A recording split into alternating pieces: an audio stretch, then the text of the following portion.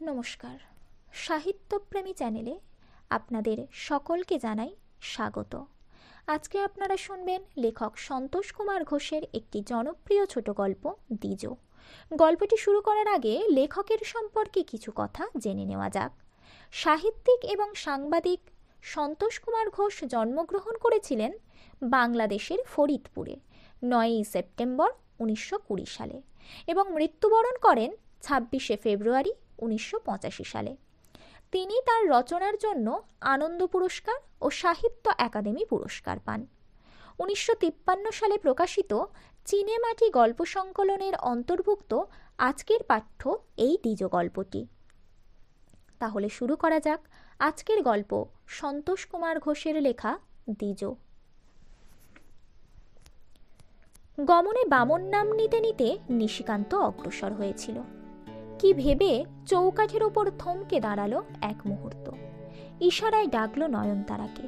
ফিসফিস করে জিজ্ঞাসা করলো, এখানে সকলে কয় কি? গোপালের মা টের পাই নাই তো? কেউ না। নয়নতারা এগিয়ে এসে পাঞ্জাবির খোলা বোতাম দুটো লাগিয়ে দিল। কেউ না, আমি সব ঠিক কইরা রাখছি, তোমার ভাবনা নাই। সকলে জানে এক জমিদার বাড়ি চণ্ডীপাঠকরণের কাম পাইছ, বৈশাখ মাস ভৈরাই করবা। নিশিকান্তর চোখ দুটো খুশিতে চিকচিক করে উঠল। গায়ে টোকা দিয়ে আদর করল বউকে। এই বয়সে যতটা মানায় ততটাই ভ্রুভঙ্গি করে নয়নতারা বলল, পণ্ডিতের মাইয়া না আমি? কিসে বামনের সম্মান থাকে জানি না? কিন্তু বৈশাখ মাসটা তো চিরকাল থাকুক না, তখন? সে তখন ঠিক করলেই চলব, সে ভাবনা এখন ভাইবা লাভ কি? তা সত্যি। আবার বামন নাম নিতে নিতে নিশিকান্ত এগিয়ে গেল। বানের টানে যখন এই অচেনা দেশে ভেসে এসেছিল তখনও তো বিশেষ কিছু ভাবনার অবসর হয়নি। এখন তো তবু পায়ের নিচে মাটি মিলেছে। জ্যৈষ্ঠ মাসের ভাবনা জ্যৈষ্ঠ মাসে। ঠোঁট বেয়ে গড়ানো পানের কষের মতো আকাশে একটু একটু রঙের সারা দেখা দিয়েছে।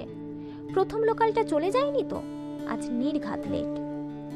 যায়নি, কিন্তু নিশিকান্ত সিগন্যালটার কাছাকাছি আসতে না আসতেই গেল। বোকার মতো নিশিকান্ত গার্ডের পেছনের লাল আলোটার দিকে চেয়ে রইল। কোঁচার খুঁত দিয়ে ঘাম মুছতে গেল, কিন্তু কোঁচাতেও ধুলো। সারা মুখ যেন কিচকিচ করে উঠল। মিনিট 2 দেরি হয়েছে। যতক্ষণ গাড়িটা বাঁকের মুখে অদৃশ্য না হলো ততক্ষণ নিশিকান্ত দাঁড়িয়ে দাঁড়িয়ে হিসাব করল। 2 মিনিট দেরি হয়েছে। চৌকাঠের ওপর দাঁড়িয়ে যতক্ষণ নয়নতারার সঙ্গে কথা বলেছিল ঠিক ততটুকু সময়। পরের গাড়ি আরো 50 মিনিট পরে। নিশিকান্ত বাসের খোঁজে গেল। নাগের বাজারে নেমে গোটা 2 মোটে মোড়। কারখানার দোচালাটার কাছাকাছি আসতে দম বন্ধ হয়ে এলো। পোড়া তামাকের গন্ধ। প্রথমে কাস্তে কাস্তে মুখ লাল হয়ে যেত, এখন অনেকটা শুয়ে এসেছে। আগেই দেখে নিয়েছিল প্রায় 20 মিনিট লেট। বেলা চড়েছে অনেক। পইতে পাঞ্জাবি আর বুকের লোম ভিজে সেঁটে একাকার হয়ে গেছে। সবাই বসে গেছে সুতো আর কাঁচি নিয়ে। সমস্ত ঘর জুড়ে পাতা কাটার শব্দ, খসখস। নিশিকান্ত চুপে চুপে দেরিতে আসা পড়ুয়ার মতো এক কোণে বসে পড়তে যাচ্ছিল, কিন্তু তার আগেই নটবরের শকুনি নজরে পড়ে গেছে। এগিয়ে এসে নটবর একেবারে নিশিকান্তর সম্মুখে দাঁড়ালো। বিষ ঢেলে দিল গলায়। কি চক্করতি, আজও লেট?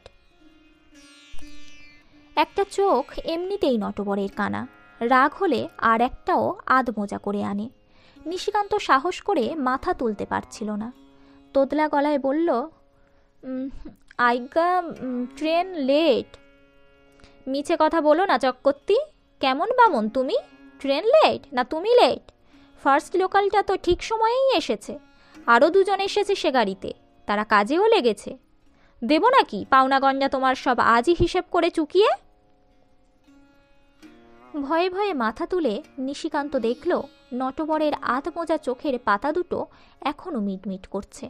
গলায় পৈতেটা থেকেই হয়েছে মরণ, নইলে ওখানেই অবুর হয়ে নটবর দাসের পা দুটো জড়িয়ে ধরত নিশিকান্ত চক্রবর্তী। আইকা, এইবারের মতো কাল শুইতে রাইদ হইয়া গেছিল, পেটে ফাঁপ ধরছিল, কেমন ঘুম হয় নাই, তাই উঠতে। সব কৈফিয়ত নটবর শুনল কিনা বোঝা গেল না।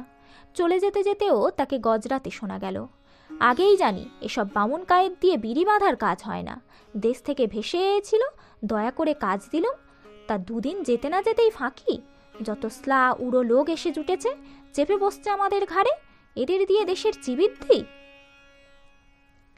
থুতু ফেলার মুদ্রায় নটবর ঠোঁট দুটোকে ছুঁচলো করল। নিশিকান্তর মনে এলো, উন্মূল মানুষ দিয়ে যদি দেশের শ্রীবৃদ্ধি না হয় তবে রোয়া ধানেও ফসল হতো না। কিন্তু মনে আসা সব কথা মুখে আনা যায় না। খানিক বাদে ঘুরে এসে নটবর বলল, কাল তুমি 500 বিড়ি কম দিয়েছিলে চক্কর্তি, আজ দুদিনের হিসেব পুরো করে দিলে তবে তোমার ছুটি, বুঝেছ?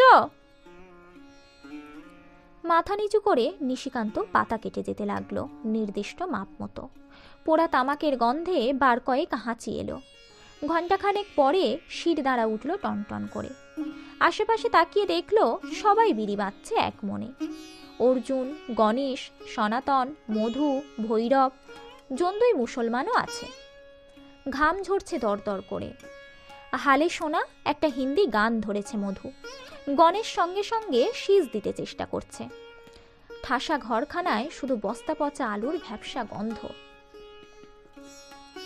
বাসা থেকে একখানা হাত গড়া আটার রুটি নিয়ে এসেছিল। পকেটে থেকে থেকে সেটা শুকিয়ে করা হয়েছে। রুটিটা দাঁতে ছিঁড়তে ছিঁড়তে নিশিকান্তর মনে হলো, গণেশ, মধু, অর্জুন এরা সব আছে ফুর্তিতে, গান গায়, মহানন্দে সুশীতল বিড়ি বাঁধে। সেও এদের কাছাকাছি এসেছে। এদের ঘামের পচাটক গন্ধ আসছে তার নাকেও। তবু কোথায় যেন পর্দা আছে। বয়সের তফাৎ সে তো নিশ্চয়ই, কিন্তু শুধু বয়সই নয়, এদের কারণে অকারণে হাসাহাসি, শুনলে কানে আঙুল দিতে হয় এমন ভাষায় গালাগালি, আবার গলাগলি আলাপ, সব নিশিকান্তর কানে নতুন। ঠিক পছন্দ হচ্ছে না তা নয়, কিন্তু শিরশিরে অস্বস্তিটুকু যায়নি। শীতের দিনে যেন নাইবে বলে পুকুর ঘাটে এসেছে। নিশিকান্তর পা বাড়ায় একবার, ঝাঁপ দেয়, আর কি, গায়ে কাঁটা দেয়, আবার পিছিয়ে যায়। বামুনের ছেলে দিয়ে বিড়ি বাঁধার কাজ হয় না। কে জানে, নটবর হয়তো ঠিক কথাই বলেছে। শ্রী ভগবান চতুর্বর্ণ সৃষ্টি করেছিলেন যখন, তার উদ্দেশ্য ছিল গুণ অনুসারে কর্মবিভাগ। কিন্তু ওপরে যিনি আছেন তিনি সাক্ষী, নিজের ইচ্ছায় নিশিকান্ত এ কাজ নেয়নি। ঊর্ধ্বতন পঞ্চম পুরুষ ছিলেন স্মৃতি ব্যাকরণ তীর্থ দেশ বিশ্রুত পণ্ডিত, তাঁর সন্তান। কিন্তু গ্রহ বৈগুণ্যে লেখাপড়া শেখা হয়নি। গত 4 পুরুষ ধরে যজমানি ব্যবসায় চলেছে। 100 ঘর যজমান, গ্রামান্তরেও কিছু কিছু ছিল, বিদেশেও ছড়িয়ে পড়েছিল কিছু কিছু। বিবাহ, শ্রাদ্ধ, অন্নপ্রাশনাদি 10বিধ সংস্কারে ডাক আসত। এছাড়া 12 মাসে 13 পার্বণ। আর সত্যি সত্যি পার্বণ তো 13টাই নয়, হিসাব করলে অনেক বেশি। এক মুহূর্ত ফুরসুত ছিল না। সংস্কৃত ভালো করে শেখা হয়নি, কিন্তু ক্রিয়াকাণ্ড বাড়িদিখানা কণ্ঠস্থ করেছিল। সারা বছরের চাল ডাল কেনার ভাবনা ছিল না, বরং বাড়তি কয়েক মন বিক্রিই করত। আর লাল পেরে সেই ধুতিগুলো, অত বড় যে বস্ত্র সংকট গেল লড়াইয়ের শেষ বছরে, কোনোদিন কাপড়ের অভাবই হয়নি। কিন্তু সকালের কুয়াশার মতো সব মিলিয়ে গেল একে একে। শাঁসালো যজমানরা সরে পড়ল প্রথমে, সেই পাকিস্তান হবার আগে ভাগে। তারপরও তো কতদিন মাটি কামড়ে পড়েছিল নিশিকান্ত। সামান্য লাঞ্ছনা, অল্প স্বল্প বিদ্রুপ আমলে আনেনি। কিন্তু বামুনপাড়ায় যখন এক ঘরও রইল না, তখন নিশিকান্তকেও পোঁটলা বাঁধতে হলো। মুসলমানরা প্রাণেও না মারে যদি, লক্ষ্মী পুজোয় পুরুতগিরি করতে তো ডাকবে না। মোল্লা মৌলবি ফেলে ছেলে মেয়েদের শাদির সময় নিশিকান্তের কাছে দৌড়বে না। কলকাতা এসেও পৈতৃক ব্যবসাটাই ধরে রাখতে নিশিকান্ত চেষ্টার ত্রুটি করেনি। ঠিকানা খুঁজে খুঁজে পুরনো 2-1 ঘর যজমানের কাছেও গিয়েছিল, কিছু সুবিধে হলো না। যারা অবস্থাপন্ন তারা পূজা আচ্চার পাঠ অনেক দিনই তুলে দিয়েছে। যারা কায়ক্লেশে আছে তারাও আমল দিল না। অনেকে তো চেনেই না নিশিকান্তকে, বলল, না ঠাকুর, এই মাঘী গঞ্জার দিনে পুজো, সম্বৎসরে একটা মোটে পুজো করি, লক্ষ্মী পুজো, তা সেজন্য 4 আনা দক্ষিণার পুরুত ঠিক করাই আছে। শ্রাদ্ধ শান্তির জন্য কালীঘাট আছে, গোটা কতক টাকা ব্রাহ্মণকে ধরে দিই, বাদবাকি ব্যবস্থা সেই করে। দিন কতক গঙ্গার ঘাটেও ঘুরঘুর করেছিল নিশিকান্ত। সে বড় শক্ত ঠাই, সারি সারি মাথা কামানো উড়ে বামুন বসে আছে। ফুল, বেলপাতা, চন্দন আর তিলক কাটার জন্যে সোডার বোতলের ছিপি নিয়ে। ত্রিসীমানাতেও ঘেঁষতে দেয় না কাউকে, দুর্বোধ্য ভাষায় গালাগাল করে। নিশিকান্ত বসতেই পেল না। তারপর এলো সেই চরম অভিজ্ঞতা। চিন্তা করলে আজও কান গরম হয়ে ওঠে। চোখ মিলানো বাড়ি, বড় বড় থাম দেখে নিশিকান্ত ঢুকে পড়েছিল। বৈঠকখানায় কয়েকজন বাবু দাবা খেলায় মত্ত। নিশিকান্ত চৌকঠের উপর দাঁড়িয়ে ইতস্তত করছিল। একজনের নজরে পড়ে গেল। কি চাই? আইকা ব্রাহ্মণ, পূর্ববঙ্গ থেকে আইছি। মাথা কিনেছ? কি চাই চটপট বলে ফেলো না বাপু। আইকা আমরা পুরুষানুক্রমে পুরোহিত, যজমানি ব্যবসা। আপনাগো মস্ত বড় ঘর, সে আমি দেখাই টের পাইছি। যদি অনুমতি করেন তয় একটু। নিশিকান্ত বাক্যটা সম্পূর্ণ করল। আমি চণ্ডীপাঠ, শান্তি সস্তয়ন সব জানি। ভ্রুকুটি ঘুচে গিয়ে শ্রোতাদের মুখে কৌতুকের হাসি ফুটল। পা থেকে মাথা পর্যন্ত দেখে নিয়ে একজন নিশিকান্তকে বললেন, তুমি ঠাকুর বোধ করে ভূত ছাড়াতেও পারো? পারো না? আর একজন বললে, চণ্ডীপাঠ করবে, সংস্কৃত জানো? আজ্ঞা কিছু কিছু। একটুখানি শোনাবার ফরমাস হলো। মুখের ঘাম মুছে নিশিকান্ত গলা পরিষ্কার করে শুরু করলে, যা দেবী সর্বভূতেষু। সবে দুটো শ্লোক বলতে পেরেছে এমন সময় ঘরের দেয়াল থেকে সিলিং পর্যন্ত কেঁপে উঠল। বাবুরা হাসির জোর সামলাতে পারছে না, কেউ কেউ রুমাল গুজে দিয়েছেন মুখে। থামো ঠাকুর, এসব ভাঙাল উচ্চারণ এখানে চলবে না, বুঝলে? অন্তস্থ জয়ের উচ্চারণ আর একটু শ্রদ্ধা ভরে করতে শেখো। থতমত খেয়ে নিশিকান্ত জিজ্ঞাসা করল, কেন, ভুল হয়েছে বাবু? ভুল? বিলকুল ভুল বাবা, বিলকুল। চণ্ডীপাঠ তো তোমাকে দিয়ে হবে না চাঁদ। তুমি বরং জুতো সেলাই করতে শেখো, কাজের কাজ হবে, 2 পয়সা ঘরে আসবে। বলতে বলতে একজন সত্যিই জুতো পরা 2খানা পা নিশিকান্তর দিকে ধরলে। নিশিকান্তর চোখের পলক পড়ছে না। কান দুটোর মধ্যে কে যেন অসংখ্য তেঁতুল বিচি ঝাঁকাচ্ছে। দাঁতে ঠোঁট চেপে বহু কষ্টে সামলে নিলে। মাথা নিচু করে কখন বেরিয়ে এসেছে নিজেই টের পেল না। উপবিত স্পর্শ করে কঠিন অভিসম্পাদ দেবে একবার মনে হয়েছিল, কিন্তু কলিযুগে ব্রহ্মশাপও ব্যর্থ। নিজের কাছেই নিজে একটা কঠিন প্রতিজ্ঞা করল নিশিকান্ত। নতুন কিছুর চেষ্টা করতে হবে। ব্রাহ্মণ্য অভিমানের ময়ূরপুচ্ছ আর না। অভিমান গেল, কিন্তু সংস্কার গেল না। আরও অনেক ঠক্কর খেতে খেতে নিশিকান্ত চক্রবর্তী এসে ঠেকেছে সুশীতল বিড়ি ফ্যাক্টরির কারিগরির কাছে। হাত 2খানা কাজ করে, কিন্তু মাথা হেঁটে থাকে। মাঝে মাঝে চোখের পাতা দুটি ভিজে ওঠে। একই তার কাজ। ক্যাম্পের কেউ টের পায়নি। পাখি ডাকার আগে নিশিকান্ত বেরিয়ে পড়ে। গায়ে পাঞ্জাবি, পায়ে জুতো। এখনো অনিশ্চিত সরকারি ডলি যাদের একমাত্র ভরসা, তারা ঈর্ষাক্লিষ্ট চোখে চেয়ে থাকে। তাদের জোয়ান সমর্থ ছেলেগুলো এখনো কিছু জোটাতে পারল না, অথচ এই বুড়ো পুরুত দিব্যি। গোরস্থানেও লাশ পিছু 2 ফুট জমি জোটে, কিন্তু মহিমপুর ক্যাম্পের জ্যান্ত মানুষগুলোর তাও জোটেনি। চালা পিছু 2 ঘর পরিবার। কোনো ক্রমে অষ্টাবক্র হয়ে শুয়ে রাতটা কাটিয়ে দিতে হয়। স্যাঁতসেঁতে মেঝেই ছেঁড়া কাঁথায় শুয়ে নিশিকান্ত লাখ টাকার স্বপ্ন দেখে না। আর ঘুমোয় কখন যে স্বপ্ন দেখবে? লুকিয়ে চুরিয়ে আনা সুশীতল বিড়িতে টান মারে আর ভাবে, খুব খুব কাস্তে কাস্তে চিরকাল তাকে নিচের সিঁড়িতে গড়াগড়ি দিতে হবে না, উঠবেই আস্তে আস্তে, কেঁচোর মতো বুকে হেঁটে এগোবে। ততদিন চুপচাপ। নয়নতারা হুঁশিয়ার। মহিমপুর ক্যাম্পের কাকপক্ষীও যেন টের না পায় নিশিকান্ত চক্রবর্তীর অদৃষ্টের চাকা গড়াতে গড়াতে কোন ভাগাড়ে গিয়ে ঠেকেছে। আস্তে আস্তে বেলা গড়িয়ে গেল। শিরদাঁড়া আর সোজা করে রাখা যায় না। নিশিকান্তর হাত তখনও চলছে। একে একে সবাই চলে গেল। অর্জুন, মধু, গণেশ, সনাতন যে যার রোজগার হিসাব বুঝিয়ে দিয়ে গেছে। নটবর দাসের কাছ থেকে বুঝে নিয়েছে পাওনা। নিশিকান্তর এখনও 150 বিড়ি বাকি। দেখতে দেখতে দৃষ্টি ঝাপসা হয়ে এলো। হাতের রগগুলো টনটন করছে, কিন্তু নটবরের হিসেব মিলিয়ে তবে ছুটি। এখন ক্যাশ মেলাচ্ছে নটবর। বিড়িগুলো প্যাকেট করে রাখছে। একটু পরেই হয়তো সামনে এসে দাঁড়াবে, কৈফিয়ত চাইবে। নিশিকান্তর মুখের ভেতর জিভটা শুদ্ধ তিতো হয়ে উঠল। তাকিয়ে দেখল আশেপাশে আর কেউ নেই, শুধু খানিকটা দূরে ভৈরব বোড়ায় ঠেস দিয়ে ঝিমুচ্ছে। নিশিকান্তর কেমন অবাক লাগলো, সবাই গেছে, এ ছোকরা যায়নি যে? প্রশ্নটা মনে এলো, কিন্তু স্থায়ী হলো না, কেননা সময় নেই। তাছাড়া গায়ে পড়ে এদের সঙ্গে নিশিকান্ত কখনো আলাপ করে না। আরও প্রায় 25টা বিড়ি বাঁধার পর নিশিকান্ত ফের তাকালো। ছোকরা তখনও বসে। নিশিকান্তর মনে হলো ওর দিকেই যেন তাকিয়ে আছে। কি ভেবে নিশিকান্ত হাতের কাজ বন্ধ করলো, এগিয়ে গেল ভৈরবের কাছে। তুমি বাড়ি যাও নাই যে? শূন্য একটা ঘোলাটে দৃষ্টি মেলে ভৈরব তাকালো। সারা মুখে বসন্তের শুকনো দাগ, চোখ দুটো লালচে। নিশিকান্ত সামান্য চমকে উঠল। জ্বর নয় তো? কপালে হাত দিতে সন্দেহ মাত্র রইল না। এত জ্বর তোমার, এখনো রইছ? তাড়াতাড়ি বাড়ি যাও নাই কেন?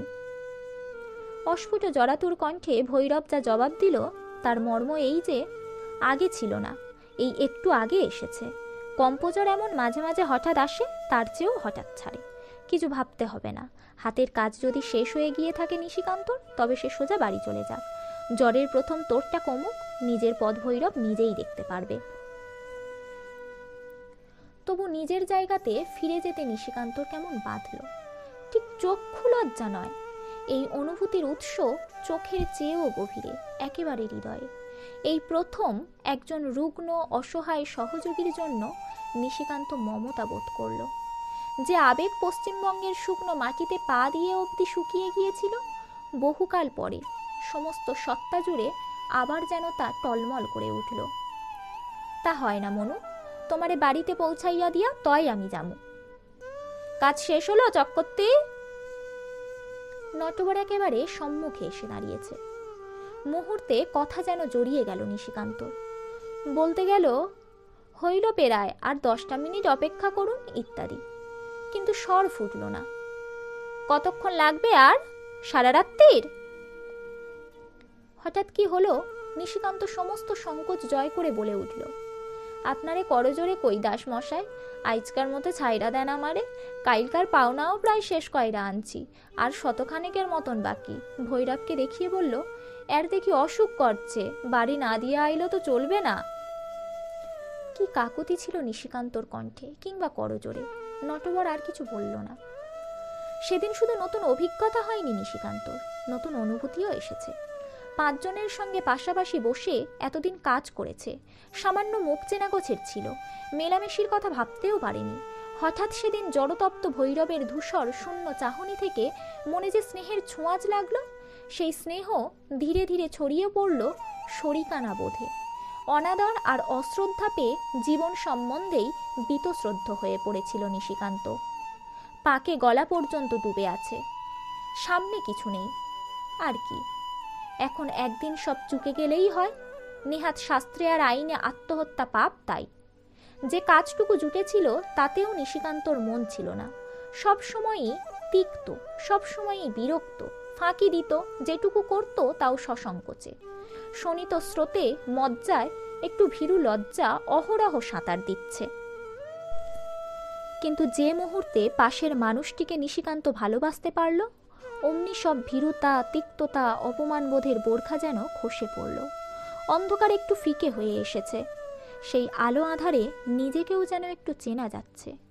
জীবন সম্বন্ধে নতুন করে এসেছে মূল্যবোধ। ভৈরবকে যেদিন পৌঁছে দিয়ে এসেছিল, তারপরও আরো কয়েকবার নিশিকান্ত ওদের আস্তানায় গেছে। সনাতন, অর্জুন, মধু সব একসঙ্গেই থাকে এই বস্তিটায়। প্রথম দিন চমকে উঠেছিল নিশিকান্ত। ক্যাম্প আর বস্তির চেহারা কি হুবহু এক? ক্যাম্পের দরমার বেড়া, এখানে ছাঁচা বাঁশের ওপর কাদার প্রলেপ। ক্যাম্পের চাল মরচে পড়া ফুটো টিনের, এখানে খাবড়া। ঘর পিছু একটা করে ফোকর। প্রাথমিক উদ্দেশ্য বোধহয় ছিল জানালা হিসেবে ব্যবহার করার, কিন্তু স্থপতির সে স্পেকুলেশন ব্যর্থ হয়েছে। এখন সেই ফোকরের মুখ জুড়ে মাকড়সার পুরুজাল, তার নিরাপদ আড়ালে পাখির বাসা। চড়ুইগুলো বাইরের আলো হাওয়ার বিরুদ্ধে নিরন্তর সত্যাগ্রহ করছে। প্রথম দিন দম বন্ধ হয়ে এলো, তবু মনে হলো চেনা চেনা। এর আগেও এখানে নিশিকান্ত এসেছে, কিন্তু কবে মনে পড়ল না। কিন্তু 2-4 মিনিট যেতে না যেতেই আচ্ছন্ন ভাব কেটে গেল। আশ্চর্য, আগেই বোঝা উচিত ছিল তার। মহিমপুর ক্যাম্পের 6 ফুট 8 ফুট খুবড়িতে পা দিয়েই প্রথম দিন এমনই অনুভূতি এসেছিল। মনে হয়েছিল ছুটে বেরিয়ে আসি। খাবড়ার কোটরের ভিজে মাটির এই ভাব, এই ঘাম পচা পচা গন্ধ, চোখ জ্বালা ধোঁয়া আর চাপ চাপ অন্ধকার, সব যে মহিমপুর ক্যাম্পের। এতক্ষণ না চিনে ছিল কি করে? মনের মধ্যে যে উঁচু নিচু বোধটুকু তখনও ছিল, বার কয়েক কেঁপে কেঁপে যেন সমতল হয়ে গেল। অদৃষ্ট নিশিকান্তর খোরাক এই অন্তজ মানুষগুলোর সঙ্গে একই শানকিতে বেড়েছে। আলাদা পংক্তিতে আসনের বিড়ম্বনা আর কেন? দিন 5-7 পরে একদিন বাসায় ফিরে নিশিকান্ত নয়নতারার মুখে এক খিলি পান গুঁজে দিল। নয়নতারা প্রথমে বুঝতে পারেনি। মশলার স্পর্শে জিভ সরস হয়ে উঠতেই মুচকে হাসল। পান? আজ হঠাৎ পান কেননের শখ হইল যে? পয়সা সস্তা হয়েছে? নিশিকান্ত জবাব দিল, কিনি নাই, পাইলাম অমনি, আমিও একটা খাইছি। নয়নতারা দেখল নিশিকান্তর বরাবরের বিড়ি খাওয়া কালো ঠোঁটে আজ হঠাৎ টুকটুকে হয়ে উঠেছে। ছিল কৌতুক, এবার হলো কৌতূহল। কও দেখি কি বৃত্তান্ত? বৃত্তান্তটা নিশিকান্ত বলল বই কি, বেশ সাড়ম্বরেই বলল। সুশীতল বিড়ি ফ্যাক্টরি থেকে যা আয় তাতে কারিগরদের চলে না। ওরা কিছুদিন আগে সবাই মিলে একটা পানের দোকান দিয়েছে গোড়া বাজারে। ছোট দোকান, সকলের চাঁদায় তৈরি। কারখানায় ছুটি মতো সবাই পালা করে এখানে বসে। অর্জুন, সনাতন, ভৈরব। পানের সঙ্গে বিড়িও আছে। ঠিক মতো চালু হলে সিগারেটও রাখা হবে। তার কিছুদিন পর শরবত। নিশিকান্তকেও নিয়েছে ওদের দলে। রোজ 2 ঘন্টা করে দোকানে বসে নিশিকান্ত। তারপর থেকে রোজই নিশিকান্ত বাড়ি ফেরার সময় 2-4 খিলি পান নিয়ে আসতে লাগলো। এই পানটা নতুন মশলা দিয়ে সাজা। এর নাম রসখিলি। 1 খিলির দাম 1 আনা। কও কি? ঠিকই কই। তুমি আর কয় রকমের পান দেখছো গোপালের মা? কাশিতে পাওন যায় টাকা টাকা খিলি পান। একটা খাইলে তার গন্ধে ভোমরা ছুঁইটা আসে। নিশিকান্ত অযোধ্যার শেষ নবাব ওয়াজেদ আলী শাহর গল্পটাও বলে।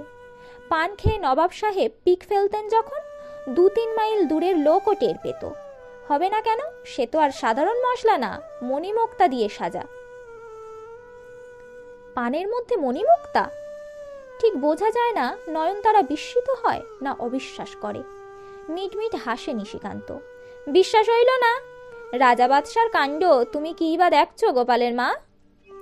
দেখেনি নিশিকান্ত, বলা বাহুল্য, সব গল্পই সহকর্মীদের কাছে শুনেছে। আর একদিন আনলো 1 খিলি পান, তার নাম হিমখিলি। মুখে দিয়েই নয়নতারা টেনে আনলো বাইরে। অপ্রতিভ হয়ে নিশিকান্তা জিজ্ঞাসা করল, কি জিভ পড়ল নাকি? পড়ে নাই, অবশ হইয়া গেছে। এত ঠান্ডা? বরফের উপর রাখা যে। আজকাল এই পানই খরিদ্দারে পছন্দ করে। মিঠে, বাংলা, ছাঁচি, রসখিলি, হিমখিলি, তাম্বুলা, ঠোঁট আলতা। নাম শুনে নয়নতারা আর ঠোঁট উল্টায়। ইস, পানের তো খিলি, তার নামেরা তো বাহার। নতুন প্রেমে পড়ার মতো লাজুক ছোপ লাগে নিশিকান্তের গালে। হইবে না? পান সাজন সোজা কর্ম মনে করছো নাকি? এ কি ঘরের পান যে সুপারি আর খয়ের চুন মিশাইলেই হইল? ঠিক গুছিয়ে বলতে পারে না নিশিকান্ত। উত্তেজিত রসনায় সব কথা কেমন এলোমেলো হয়ে যায়। বোধহয় বোঝাতে চায় পান সাজাও একটা আর্ট। সামান্য মশলা মেশানোর 19-20-এ রসনায় রসসঞ্চারের তারতম্য ঘটে। আর্ট তো সবই। কাজে যেদিন থেকে মন বসেছে সেদিন থেকে নিশিকান্ত আবিষ্কার করেছে বিড়ি বাঁধতেও বাহাদুরি আছে। কেমন সাইজের পাতায় কতখানি তামাক, কেমন করে বাঁধলে ঠোঁটে চেপে রাখায় অনায়াস সুখ। মাঝে মাঝে নয়নতারাকে জিজ্ঞাসা করে, কি গো, ক্যাম্পের লোকে এখন কয় কি? কইবে কি? চোখটাটায় কয় যে পুরা পেট ভাত জোটে না, ঠোঁট 2টা টুকটুইকা করণের শখ যে দেখি 16 আনা। নিশিকান্ত হাসে। কইতে দাও, কয়দিন আর? ক্যাম্পে আর বেশি দিন না। আমরা কারিগর কয়জনে 71 থাকমু ঠিক হইছে। একটা ভালো মতো জায়গা দেই খালাওনের অপেক্ষা। সামনের মাসে যশোর রোডে আর একখানা দোকান হইবে। একটাই আর কুলায় না গোপালের মা। যশোর রোডের দোকান যেদিন খোলা হলো সেদিনটা নিশিকান্তের কেটে গেল নেশার মতো। একটা দিন কারখানা থেকে ছুটি নিয়েছিল। এ দোকানের চার্জ তার। সারাদিন মাথা তোলার অবসর ছিল না। একের পর এক পান সেজে গেছে, বিড়ির বান্ডিল এগিয়ে দিয়েছে, খুচরা পয়সা ঠিকমতো গুনে নেবার অবসর হয়নি। ফুটোওয়ালা কাঠের বাক্সে ঝুপঝুপ করে ফেলেছে। সন্ধ্যার পর এলো অর্জুন, সনাতন, ভৈরবরা। সবার সম্মুখে বাক্স খোলা হলো। গুনে গুনে আর ফুরোয় না। পয়সা ডবল, আনি দুয়ানি মিলে প্রায় 20 টাকা। সমস্বরে হর্ষধ্বনি করে উঠল সকলে। নিশিকান্তকে মাথায় তুলে নাচে আর কি। প্রথম দিনেই এতটা সাফল্য কেউ আশা করেনি। অর্জুন বলল, সব তোমার হাতের গুণ দাদু, তোমার হাতের জাদু। আমাদের হাতের তৈরি পান কি এমন মিঠে হয়? খদ্দেরে একবার খায়, তারপর থুতু ছিটিয়ে চলে যায়। সনাতন বলল, যদি এভাবে চলে তো 3 মাসের মাথায় সুশীতল বিড়ি ফ্যাক্টরির মুখে লাথি মেরে চলে আসব। নিশিকান্ত বলল, সবুর, এত তাড়াতাড়ি না, এখন অনেক বাকি। সিগারেট রাখতে হবে, শরবতের সরঞ্জাম চাই, আয়না চাই নয়নমোহন, তবে না দোকানের কই দোকান। সেদিন লোকাল ট্রেনে যখন নিশিকান্ত চেপে বসল, তখনও মগজ থেকে সারাদিনের উত্তেজনার ফেনা মিলিয়ে যায়নি। 20 টাকা বিক্রি। তার পান খেতে লোকে ফিরে ফিরে আসে। তোমার হাতে জাদু আছে দাদু। তাকে ঘিরে সহর্ষ উল্লাস। অর্জুন সনাতনদের দাদু। নিজের কাছে এই সম্পর্কটা কেমন অদ্ভুত ঠেকল নিশিকান্তর। অনেক বিদেশ ঘুরে এসে নিজের পরিবারের লোকগুলির সঙ্গে নতুন করে পরিচয়ের রোমাঞ্চের মতো। শুধু অর্জুন সনাতনই নয়, আরো অনেককে নিয়ে যেন ছড়িয়ে আছে এই পরিবার। দুবেলা লোকাল ট্রেনের 3rd ক্লাসে যারা যাতায়াত করে, যারা ভিড়ে ছাদে ওঠে কিংবা ফুটবোর্ডে ঝোলে, সকলের মধ্যেই নিশিকান্ত যেন একান্ত আত্মীয়ের মুখ দেখতে পেল। কত পিছনে পড়ে আছে সেই নিশিকান্ত চক্রবর্তী, ছেঁড়া পুঁথি বগলে নিয়ে যে চণ্ডীপাঠে উমেদারি করে বেড়াতো। ভালো মনে পড়ে না, পূর্বজন্মের মতো সুদূর মনে হয়। তা হোক, এই নতুন জন্মই বা মন্দ কি? এই নিশিকান্তর জন্যে অনুরাগ আছে সহমর্মী সহকর্মীদের কাছে। এই নিশিকান্তর কাজের তারিফ আছে 10 জনের মুখে। সে কাজের দাম মেলে নগদ পয়সায়। ক্যাম্পে ফিরল শীষ দিতে দিতে। গোপালের মা, চোখ বোঝো। নয়নতারা চোখ বুঝতেই নিশিকান্ত কয়েক খিলি পান আর 5 টাকার একখানা নোট রাখলো রেকাবের ওপরে। এখন চাও। নয়নতারা তাকালো, কিন্তু ছুঁলো না নোট, মুখে নিল না পান। চোখ মুখ গম্ভীর। দেখে নিশিকান্ত কেমন দমে গেল। কি হয়েছে? এদিক ওদিক তাকিয়ে নিল নয়নতারা। সন্তর্পণে ঝাঁপ বন্ধ করে দিয়ে এলো। ফিসফিস করে বলল, সর্বনাশ হইছে, ট্যার পাইয়া গেছে ক্যাম্পের মাইনসে। নিশিকান্ত ঠিক যেন বুঝেও বুঝল না। বিরক্ত গলায় বলল, কি ট্যার পাইছে? নয়নতারা আরো কাছাকাছি সরে এলো। প্রায় কানের ওপর মুখ রেখে যা বলল তার মর্মার্থ, আজ পাশের চালার মনমতো কি কাজে গিয়েছিল দমদম। সে কি দেখে এসেছে সেই জানে। ক্যাম্পে ফিরে আর 5 জনের কাছে 10খানা করে লাগিয়েছে। সারা বিকেল ওরা হাসাহাসি করছে সামনের মাঠটাতে। নয়নতারাকে শুনিয়ে শুনিয়ে মনমতো বলছে, স্বস্তি পাঠ। নিশিকান্ত ঠাউরের চণ্ডীপাঠের নমুনা আজ দেখা আসলাম দমদমায়। পান বিড়ির দোকান দিচ্ছে আমাগো চক্কর্তি, পান সাজে আর পয়সা পয়সা খিলি বেচে। তারপর আমিও ছাইরা কথা কই নাই। নয়নতারা উত্তেজিত হয়ে গলা চড়িয়ে দিল, আমিও কইছি, কখনো না। পান সাজনের মতো ছোট কাম করতেই পারো না তুমি। দেশের চিনাশোনা লোক দোকান দিছে, তুমি খালি দাঁড়াইয়া থাইকা দেখাশোনা করো। তোমারে যে পান আলা কয় তার জিহবা যেন খইসা পড়ে। ঠিক কই নাই? আস্তে আস্তে অন্ধকার হয়ে এলো নিশিকান্তের মুখ। ছোট কাম? তুমি কইলা গোপালের মা পান সাজন ছোট লোকের কাম? কইলাম তো, হাঁপাতে হাঁপাতে নয়নতারা বললে। কইমু না, ছাইরা দিমু। একটা ঢোক গিলল নিশিকান্ত। বুক থেকে জিভ অবধি যেন তেতো হয়ে গেছে। অনেকক্ষণ চুপ করে রইল। তারপর আহত সুরে ধীরে ধীরে বলল, গোপালের মা, একটা কথা কই তোমারে। আমারে পান আলা কইয়া যত না অপমান করছে মনমতো, পান সাজনের নিচা কাম কইয়া তার থিকা কম অপমান করলা না তুমি। আজকে শুনলেন সাহিত্যিক সন্তোষ কুমার ঘোষের লেখা দ্বিজ। এরপরে আবার ফিরে আসব নতুন কোনো গল্প নিয়ে। ততক্ষণ ভালো থাকুন, সুস্থ থাকুন। নমস্কার।